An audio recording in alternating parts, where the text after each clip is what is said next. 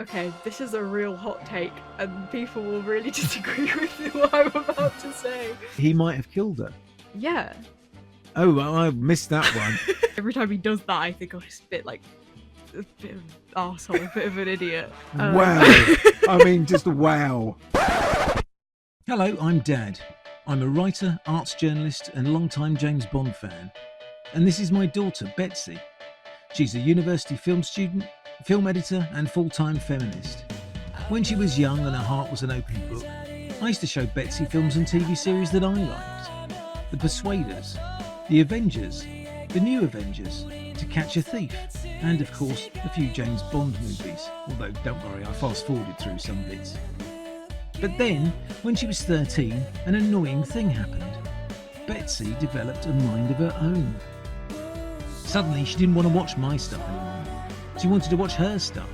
TV shows like Stranger Things and Outer Banks, and films like The Hunger Games and Parasite.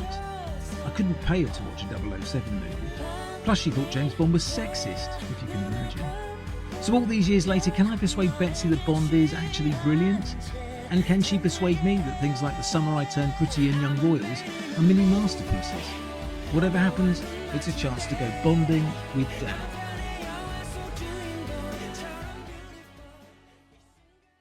When a British agent is murdered in Jamaica and his secretary overacts herself to death, British intelligence calls on its best man to investigate. This turns out to be the coolest on the entire planet. Super suave English spy James Bond, who has a licence to kill, a Savile Row tailor, a bad attitude and for some reason a very strong Edinburgh accent. He also has a winning way with women, even ones who break into his apartment half-dressed at 3 a.m. and start playing golf. Bond discovers that the man behind the Jamaica killings is a bonkers Chinese scientist called Dr. No, so sets out to his island lair to investigate. He's helped in his quest by CIA man Felix Leiter and his outrageous sunglasses, local fisherman Quarrel, and glamorous white bikini model Honey Rider, who sells seashells by the seashore.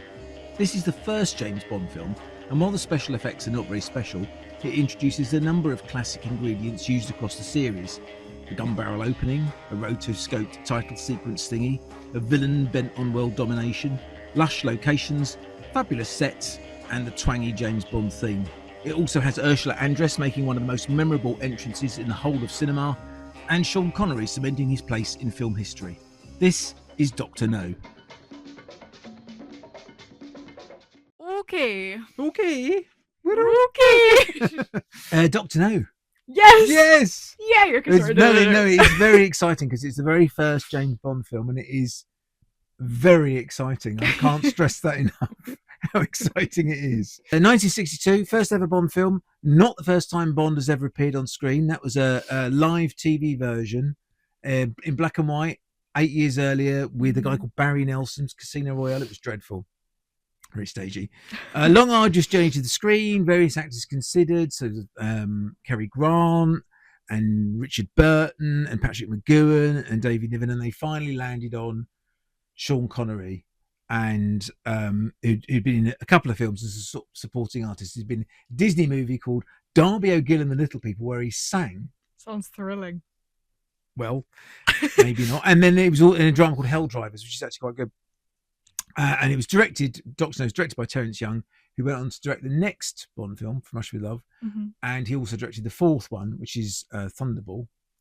And he was the one who sort of credited with getting Connery into shape, sort of showing him the best foods and the best, because Connery didn't know about this stuff apparently. Yeah. And he took him to his tailor on Savile Row, and he just got him looking like James Bond. Popularity of Dr. No, it's a weird one. Some people think it's great because it's like obviously the first one. It's still finding its way. And I think some people think it was a bit dated, and it goes up towards the sort of the middle of their ranking. That's generally what it's not normally a Bond fan's least favourite Bond film. Yeah. But for most Bond films, I suppose it's like middle table. I mean, it's the first one, so they were still kind of working things out whilst they were filming it, I assume. Yeah, I think completely. I think the main thing about this film is they hadn't found the exact style of what Bond was going to become. Exactly. because I mean they got the sort of the building blocks in place. So like there's the gun barrel is in place. Yeah, but no song, no. But even the gun barrel has got sort of bloops and bleeps And and it's not him, and it's right? not yeah, it's not him for the first. Oh, I think it's the first three. It's not him, Really? and they only changed it when they had to go to a Panavision, and Mm. it was plainly obvious then that it was bigger, and Connery was walking in. Yeah. It was his stuntman, Bob Simmons. So yeah, so is that there's no, as you say, there's no theme tune, there's no pre-credit Mm. sequence. And it was a box office hit, and From Russia with Love did similar business, but it wasn't until Goldfinger that it all just went mad and everyone kind of got on the Bond train, and it was Bond Right. fever really. Yeah. And it was first screened on the TV in the UK on the 28th of October 1975, which was an auspicious date because it happened to be my 10th birthday. That's so So sweet. it was almost like it was meant to be. Yeah, of course. Anyway, your overall thoughts? I really, really enjoyed this film. This has been my favorite Bond film we've watched out of the three. Definitely preferred Sean Connery to Roger Moore, I would say. Even though he's a bit of a grumpier Bond. In this one, he is. In this one, yeah. I kind of thought he was a bit more of an interesting Bond, a bit more human. You know, there's this whole bit later on in the film where he's quite scared almost of the villain, and he's not this like Superman yet who can't die, who can't spoilers guys, yeah. who can't like, who's always going to end up defeating the villain. I think because it's the first one, you're like, oh, but is he like yeah, I agree. I think he's human, he's fallible, and that makes it a more interesting character, because by the time Roger Moore takes over, he's just skiing off mountains, parachutes, he's free falling, which loses me a little bit. This is, I think you're right. I think this is the action is secondary, and there's more sort of plot and there's more character in this one. I really, really love the cinematography as well. It's very slow and it's very still, and there are just a few shots that really, like, I actually had to say out loud while we were watching it, like, that's beautiful, because there were some really beautiful shots. Like, there's a shot when he's in the bedroom, he's like, you can see someone's face in the mirror, yeah, and there's so much depth through a lot of the shots, which really makes a difference compared to, like, it feels more of like an independent kind of film almost, rather than a big Hollywood. I suppose because they made it for $1 million, so there was a limited budget. Time,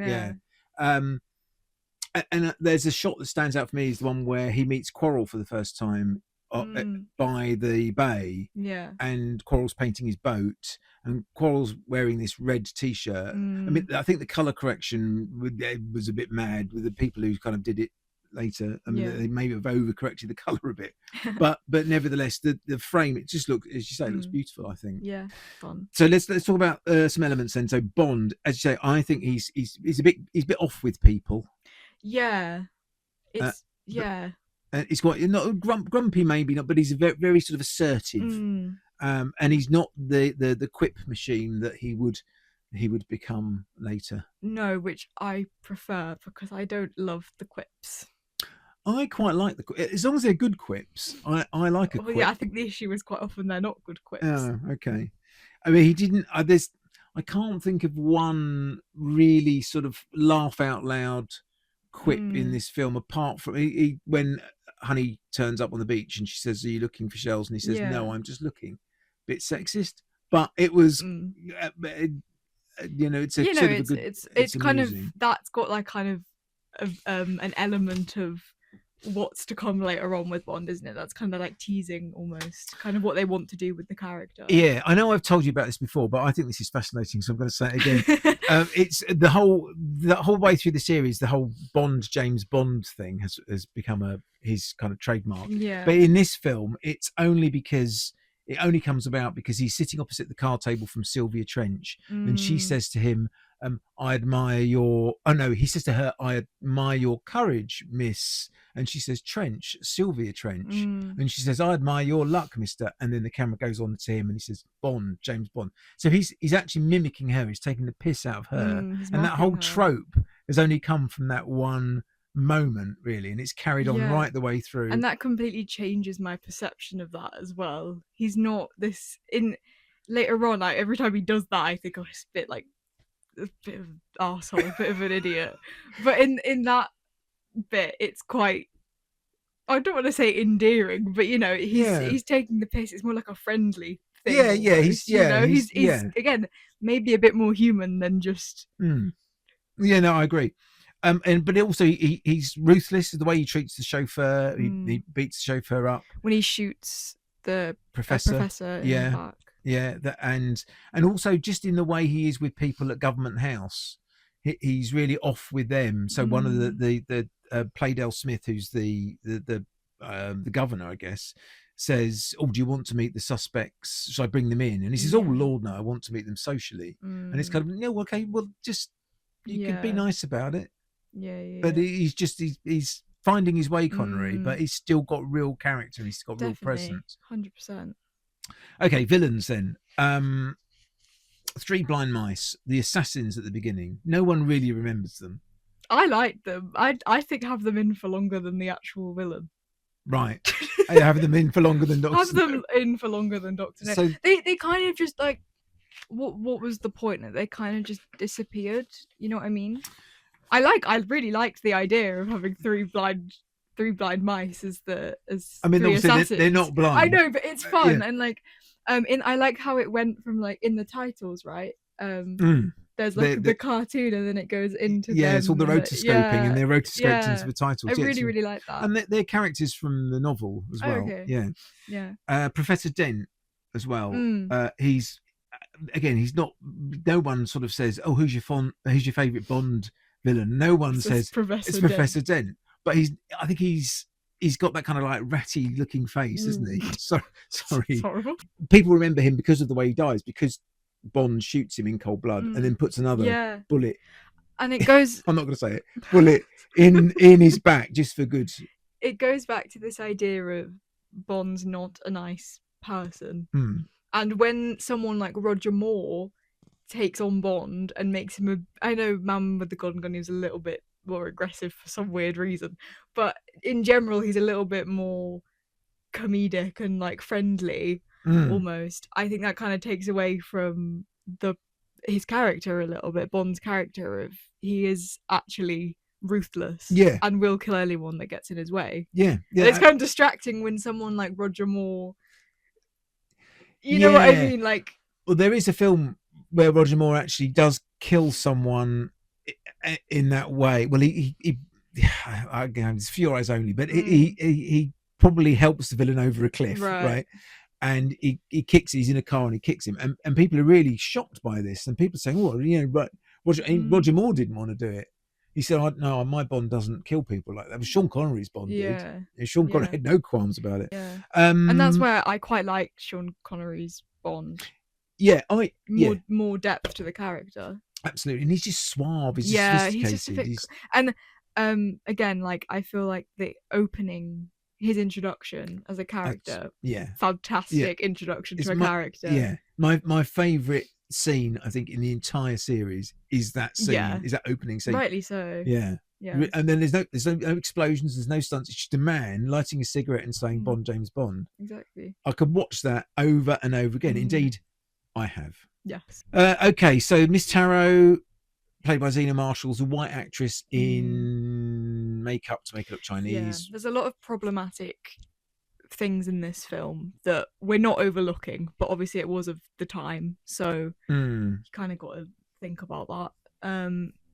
But also like the way that he treats when he gets to the island, and the way that he treats Quarrel, the way he treats him and also Honey Rider, just by being like this like imperative verbs, like the demandingness of it when he's like, do this, do that. It's very, very problematic. It is, well, particularly with Quarrel. Oh yeah, he's a white man telling a black man, fetch my shoes. You know, and that's just, you know, that hasn't dated well. Okay, Miss Tarot's good, I think. Again, no one says, "Oh, my favourite Bond villain is Miss Tarot from Doctor No," but she knows Bond's on to her, and I think he knows, she knows. It's anyway. So it's. I think that whole scene with them sort of dallying with each other is very good, Yeah. and it's quite tense. Yeah, because also I think another reason why I like this film, which is weird because it came first, is that I didn't, obviously there is still very problematic kind of sexist undertones, but I didn't feel it quite as much as I did with No. The Man with the Golden Gun Oh, and with Live and Let Die. No, with Man with the Golden Gun particularly, I think. Yeah. I don't know why. I felt possibly the dialogue. I like the dialogue a lot more in this film. Okay, so just to mention this, Berkeley made one of the scriptwriters, Richard Mabum, who's a long-standing scriptwriter. He went right up to License to Kill in '89. But Joanna Harwood, the first Bond film, female writer, and it was not until Phoebe Waller-Bridge comes along 60 years later that there's another female scriptwriter. It's mad. Or No Time to Die. But that could be a really big reason maybe why I quite like this film, because there was a female writer in that room, perhaps kind of keeping the men in check a little bit. Maybe. In terms of the dialogue. Dr. No.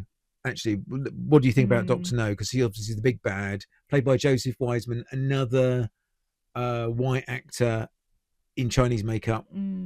But did you think he was an effective villain? I did. He's only in it for half an hour. Which I don't know. I think because the film is called Dr. No, you expect him to be in the whole thing. I think it's debatable whether that's effective or not. Him as an actor, I thought he was great. I felt pretty creeped out. He felt like a vampire to me almost. Yeah. Very like. I think I said he's very still. He's very centered. Yeah. And it's only at the end. It's a bit unnerving. And also, again, the fact that Bond is actually quite scared of him. Says quite a lot. I think it makes the stakes feel a lot higher. Yeah. He's sort of needling him though, isn't he? He's sort of saying, "Tell me, does the toppling of rockets compensate for having no hands?" And he says, "You persist in trying to provoke me, Mr. Bond." Yeah, I don't know if he's the most memorable to me. I don't think I'll look back at it, and I think if I have like a list of Bond villains, I don't think he'd be in like the top ones.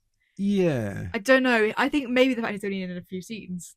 It just doesn't stick out to me. I think that's it. I think if he'd been in more scenes, it might have been memorable. He's got a very good scene where he's not in it, but his voice is. That's a very good scene. And it echoes around this cavernous room where Professor Dent's going to pick up the tarantula. You know what that kind of reminded me of? Just like a kind of like New Avengers or Avengers episode. Yeah. Just like, I don't know. It just, that's the kind of vibes it gave me. Like very like evil villain trying to take over the world. Yeah. No, I agree actually. Yeah, I could see what you mean.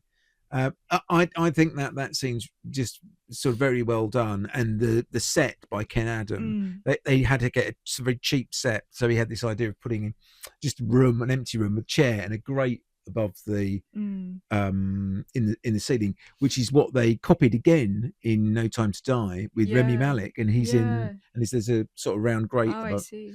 Yeah. What do you think of the Bond girl? Honey Rider. I liked her a lot. I really did. I think she's definitely my favourite Bond girl that I've seen so far of these 3 films that we've watched recently. First of all, I think because she had backstory to her. I think it's the first time we've actually got a bit of backstory to a woman in a Bond film, which is pretty cool. And I loved the Black Widow story and the fact that she points out it's a female Black Widow. I really like. They really kind of subtly push a bit of a feminist narrative, which I haven't really felt so far that any part of Bond has been feminist, but I do find that bit in particular to be quite a feminist plot. So the backstory of that is she's obviously been raped, and she tells Bond this, and Bond says, "Well, what happened then?" And she says, "Well, I put a Black Widow spider under his mosquito net." A female one, and they're the worst.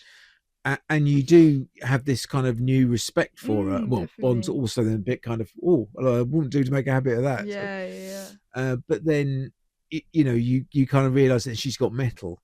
She is actually sort of feisty. Yeah, and also like later on when she's being like dragged away, she has a go at the guards. She's not happy. She's not happy. She's putting up a fight, and the important thing with that is she's not going, James, help me. She's just going like she's annoyed that they are taking her away. Like she's angry, really, more than like fear, I would say. Yeah, I agree. I mean, Which she's I having a like. go. She's not going to go quietly, No, which really. again is something that I'm surprised. I'm surprised by this film, and I'm surprised by.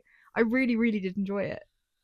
Mm. I really did. I would watch it again. The only other things really were the set pieces. The set pieces that I've sort of highlighted. The introduction of Bond, the tarantula in his On the bed glass. on the glass, Good which effort for them for the time. yeah, I think I again, looks a bit cheesy, but special effects don't bother me. If they're bad special effects, like it's of the time.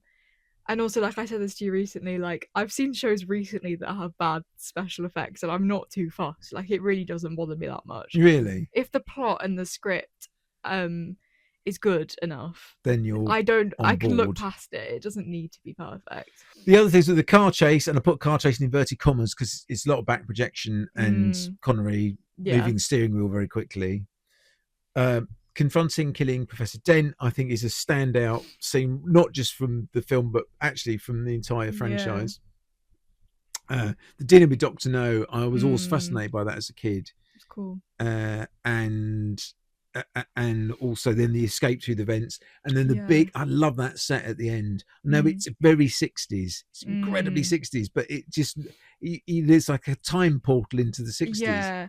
Well, I was gonna say quickly, I think maybe the one thing I found so far with the 3 Bond films we've watched is by the end of the film I kind of lose the plot a little bit. And you did with this one? I did maybe less than the other 2 again, maybe where I liked it a lot more, but I did kind of think, what is this radiation plot? Oh, yeah. Like again, it's a bit like they've just kind of shoved it in there.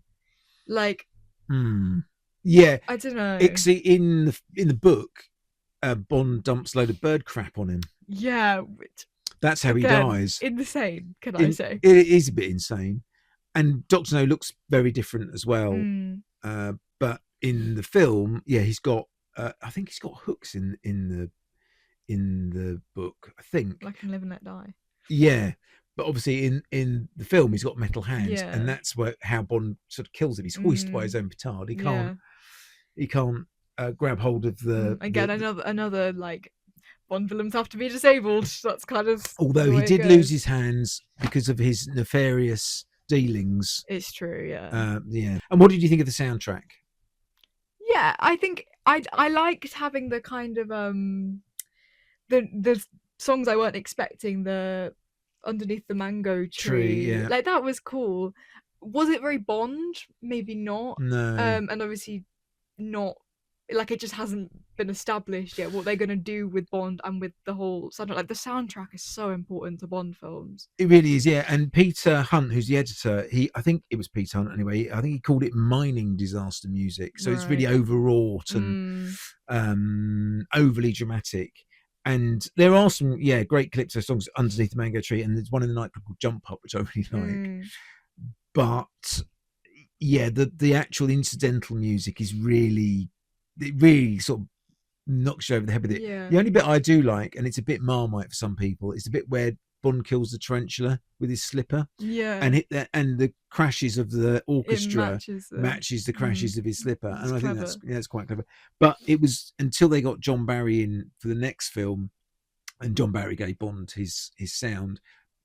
Barry's only contribution to this film was he rearranged or arranged Monty Norman's theme, right, and made it dynamic, and and anyway, it was him really, and it was the next film when he comes in and then he gives Bond his sound. Yeah. Overall score, I'm gonna give this an 8 out of 10. I really did enjoy it. I think maybe not a couple points off just for kind of losing the plot at the end, and just it not quite being Bond yet, and just maybe the villains not being like my favorite. But really, really enjoyed it. I would happily watch it again. Again, the cinematography counts for a lot for me. If I have a physical reaction, if I have to say out loud, this is a really beautiful film, I'm happy to watch that over and over, you know. Well, for me, it's a 9. Okay. And it's top 3 for me. and it's sometimes it swaps with Goldfinger and falls to number 4. Right. But it's a really, it's like Bond on holiday for me. I'd like there to be more scenes in Jamaica. Yeah. I just like to see him and Felix sort of knocking around. Yeah, Felix as well. Oh, played by Jack Lord from Wi-Fi. And I don't know whether I mentioned this at the beginning, but I should say that this is the first time that Bond. Did I say this at the beginning? I don't know.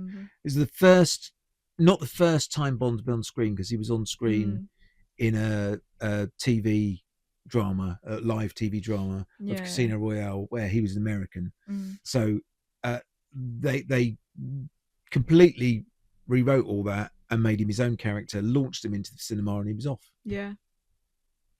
Should we do the Hunger Games? Yes, I think we should. America and the entire country is living through a disturbing dystopian nightmare. But anyway, that's enough of the news headlines. Let's talk about the 5th film in the Hunger Games series. The Ballad of Songbirds and Snakes is a villain origin story set 64 years before the events of the original Jennifer Lawrence movies, revealing how President Coriolanus Snow became mad, bad and dangerous to know. In the first 4 films, Snow was an elderly dictator played by the great Donald Sutherland. Here, though, he's an ambitious young student, portrayed by British actor Tom Blythe with a blonde dye job, who mentors and subsequently falls in love with feisty singer Lucy Gray-Baird. Lucy Gray has been doomed by the state to enter a deadly TV survival show called The Hunger Games, which is a bit like I'm a Celebrity, but with pitchfork murders and mercy killings instead of bush tucker trials and Anton Deck. You'll have questions. Will Lucy survive this terrifying ordeal? Also, seeing as she's played by Rachel Zegler, will she sing at any point? Yeah, of course she does. And why does Coriolanus end up going gaga? Don't let that 12A certificate fool you. This is a surprisingly harrowing movie that clocks in at 2 hours and 37 minutes, so, make sure you go before it starts. This is The Hunger Games, the Ballad of Songbirds and Snakes. So The Hunger Games. The Hunger Games, but Ballad of the Songbirds and Snakes, which is the prequel to The Hunger Games. Obviously, it's happened, actually haven't done my research, 2023, I believe. Obviously a lot later than the other Hunger Games series, but it's based on the book. I think the thing about this film that I'm curious about, you have seen The Hunger Games. I haven't seen all of them. I think you have, but it was about 5 years ago. I've seen, because there were 4 on there before this one. I honestly, I'm going to be completely transparent. I love the prequel. I love this film. I love the first Hunger Games. Particularly love the second Hunger Games film, Catching Fire. Cannot remember how the Hunger Games ends. Like the 3rd and 4th Hunger Games film, I just I don't know. I'm more of a Maze Runner Divergent. I'm more Maze Runner. Yeah. But I went to see this film at the cinema when it came out with my sister, and absolutely loved it. And suddenly was like, I want to watch all the Hunger Games again. Like it does for me. Like I just love it so much. I also think that's because there's a lot of political relevance to today. I don't know. It's like Washington, present day. Yeah, it's a sort of dystopian. But is it dystopian? What is it actually? Yeah. Yeah. Straight into the dystopian world. There's no messing about. No. It's Soviet imagery, Soviet architecture, lots of Nazi imagery as well. A lot of East and West Berlin. Well, that I'm parallels. Sure there's a scene where he's near a fountain and there's a big statue of the fountain, and that's East Berlin. Yeah, completely. I mean, I'm sure they've modelled that on East Berlin. And it's grim, depressing, and authoritarian. On that note, how did you enjoy it? Like, how? As grim, depressing, authoritarian films go, it was one of the best. No, well, it was. I of those series that you mentioned, I would definitely say The Maze Runner. Yeah, I think is my favourite. Mine too. Which I'm surprised about in a way. But we're not here to talk about The Maze Runner. No. And I think I did enjoy it. My problems were, I think Tom Blythe's a good actor, but I thought his character was a bit insipid. My main takeaway from it was, you know where this is going. Yeah. It's a prequel. Yeah, that is kind of the point, though. No, but presidents, that takes away. I know where he's going to end up. I know he doesn't die, right? I know he's going to be evil ultimately at the end. So I'm just waiting for him not to die and be evil. But that is kind of the point of a prequel. Like, name a prequel that No, doesn't do that. I know what you're saying, but to me that just sort of takes away some of the jeopardy. So do you think if you were recommending The Hunger Games to someone, I know you don't really remember the other films that well. Unfortunately. No. No. But would you recommend they would watch the prequel, then the first and the second, and go like that instead, so it's a bit more good... Like, I wonder how, because we both know President Snow is going to be evil. Like, everyone knows that, really, if you've seen The Hunger Games. But if you haven't seen The Hunger Games, maybe it would be a good idea to start with this prequel. It probably would, as long as you don't know it's a prequel. If you know what I mean. As long as you don't know anything about President Snow. Yeah. Then it's probably a good place to start. See, I really love that it's like a villain origin story. Right. I think that's, and I know, so there are 3 parts in the film. Yeah, I like that 3-act structure. Okay, really that's interesting. Each part pretty different from each other. The third part is my favorite part, which is where the villain origin story mainly takes place. The whole thing with the 3-act structure, which I like because it gives it some balance. On the other hand, that third bit feels really rushed to me. Okay. He goes from being in love with what's she called? Lucy Gray. Lucy Gray, and sort of obviously falling deeply for her, to running around a forest with a semi-automatic weapon. But I think the idea with that is that does he really, like, he thinks he loves her, but really all he loves is himself, and he's going to do everything in his power for that self-preservation. He is only going with her in that moment to that cabin in the woods to then go off together because he thinks he's going to get caught. And the minute he finds those guns, she realizes he is not loyal, and she realizes he can go back to his life, and he's gonna do that. He's not gonna stay with me. And she says that line, which is like kind of the climax of the whole film, not even just that scene, where she says, like, I'm the only loose end, and he just stares at her. And that's when she kind of realizes. She knows that, at that point, that's like a test almost. And she knows. See, I didn't take it from that. I took it that she was sort of going off him because she saw him turn into a complete psycho, killing those people in the scene before. No, I think it's that. I don't think that at all, really. I think it's that scene that makes her, like, it's. I think she loves him, deep down knows that she can't trust him. Doesn't he want to be with her though? No, I think he's just in that moment is like, well, I'd rather be with her than be hanged. Well, you know what I mean? Like, I think he really just goes with the flow in that moment of what is going to preserve him and his life. I think if the minute he had to sacrifice her, he would. Okay. Like he did with Sir Janus. But do you see what I mean about it being rushed towards the end? Him it sort of turns on a dime, and I wasn't completely convinced by that. I think maybe the issue isn't that it was rushed, but maybe what you're saying is the tension of him going insane should have maybe been built a little bit earlier. I think there should have been some clues. Well, there were because he killed that. He'd killed, he'd killed that person, and he recorded Sir Janus, got him hanged. That's like true. There is subtle. I think maybe where we are having differences here is that I like the subtlety of him going mad. Like, I think you can see how insane he is from the very beginning. Really. I suppose what it was I'm just waiting for the moment. Yeah. I'm waiting for the moment for it all to go wrong. Yeah. And for him to go psycho. And it's there it is. Yeah. There it is. No, I know what you mean. Yeah. Okay, so then what about Rachel Ziegler and her first introduction, her going into the Hunger Games? I think she's great. I love Rachel Ziegler. Now, this is my question for you then. She gets a lot of hate. Yeah. Why does Rachel Ziegler get a lot of hate? No idea. give that woman what she deserves. I love that woman. Honestly, I really don't. I think people are just jealous of how insanely talented she is. Because she obviously can sing. Yeah. She's just so talented, so young.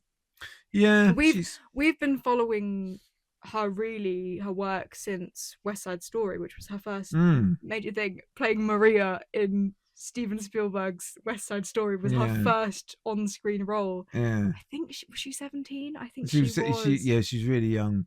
Like insanely talented. She's really good, and her character's really ballsy. That very first shot of her from the back, right? You could see she's walking up that aisle, and she's got the snake in her hand, and then she's standing on the stage and sort of screaming into the microphone. Yeah, really good, really effective. And yeah, I just don't quite understand where that dislike from the internet comes from. Personally, for me though, Viola Davis, I put cutting herself a thick slice of ham, and you said she's enjoying it a little bit too much. And I wrote that down. And Peter Dinklage. I think Peter Dinklage probably steals it for me. Yeah, from Peter all Dinklage of them. is incredible. He's such a good actor. Insane. And he's even... Oh, well, can we say spoilers? Yeah, okay. We can. He even dies very well, I think. Yeah. Yeah. So I also love his character because... So now, is he a goodie or a baddie? Well, I think he's a good person that made a huge mistake, and that huge mistake was making the Hunger Games.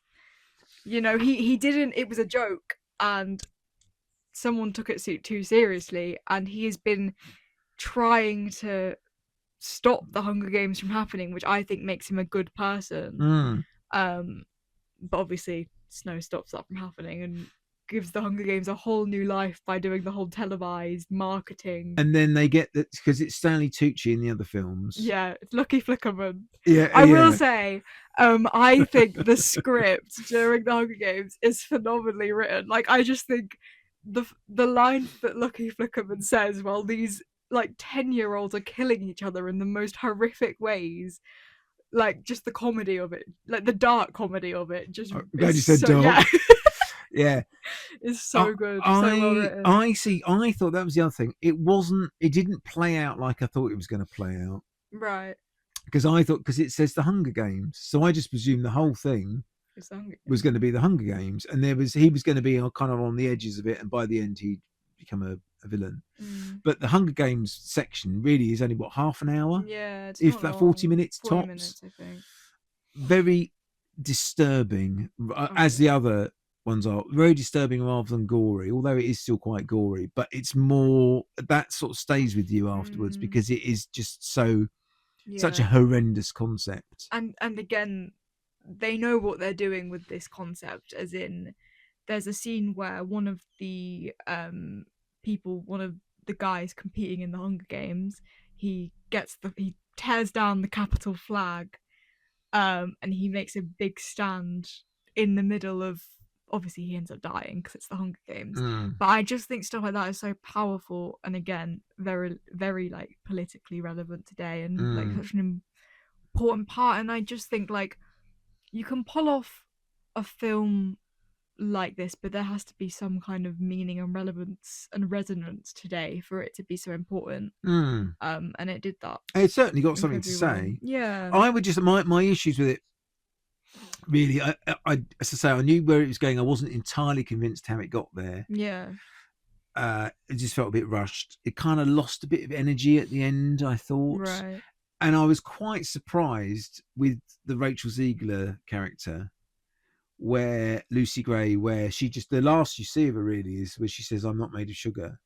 Yeah, let's talk about this ending. And then she leaves the cabin, and you see a glimpse of her running through the forest when he's trying to shoot her. Yeah. But that's it. You don't see her again. And that's the point. You don't know whether she's survived, you don't know whether he's killed her. And that's kind of this idea of that. Oh, you don't... you're supposed to think that he might have killed her? Yeah. Oh, well, I missed that one. Oh, no, because I just got the impression that he couldn't find her. And she's out there somewhere. Couldn't. Well, yeah, that's one idea. But this whole thing is, what if he shot her and she managed to get a little bit she further away so Oh, he I couldn't see it, see. and then Oh, she no. I died. thought when he was looking on the ground, I thought he'd seen some blood or something. But then I don't think it was. But then he was still screaming, and then he got mad, and then he started shooting his gun in the air at all the birds. So that made me think, oh, he didn't get her. I'd like to think she got away because I love her character. I just presumed she'd. No, I also think she probably did get away. That's my interpretation. But there is a chance that he killed her, and I think that's why, the last bit of the film is President Snow from the other films saying, what does he say? What does he say? He says something about it's the you things always hurt the one you love. No, he doesn't say that. He says it's the things you love most that destroy us. That's right. Is what he says. Yeah. Which is quite a cool way to end it, I think, because I think maybe the kind of idea is that another reason for the way Snow is the way he is that he lost Lucy Gray. Oh no, completely. And she betrayed him, and that is his villain origin story. Although from her side, she wasn't betraying him. It's self-preservation. Oh yeah, no, I mean we're on her side. Don't get me wrong. Yeah, but is he looking at it as a betrayal? I think so. Yeah, because he's so narcissistic and just in his own head. See, what I would need to do, I think, is go back and watch the other films to see how Donald Sutherland plays it. Yeah, and how horrible a character he is, and then that would mean more to me than just watching his. It's been a long time since I've seen me too. Catching Fire and The Hunger Games. And Mockingjay. I don't think I've seen Mockingjay. You have. Have I? But it was in COVID. That's how long ago it was. And I've only seen it once, and I think you watched it with me. Personally, I think Tom Blythe played it really well. I think if you watched the original films, you would maybe think, actually, yeah, he did a really good job of being subtle. And I think you have to remember, he starts off not evil. Yeah, so, you don't want him to be like moustache twirling. Like Viola Davis. Yeah, oh, well, I mean, yeah, God, that's, yeah. Get the old carving knife out and cut the hand, Viola. But I also just wanted to... Who is brilliant, by the way. I should say Viola Davis is fantastic. Yeah. Actually, you know what?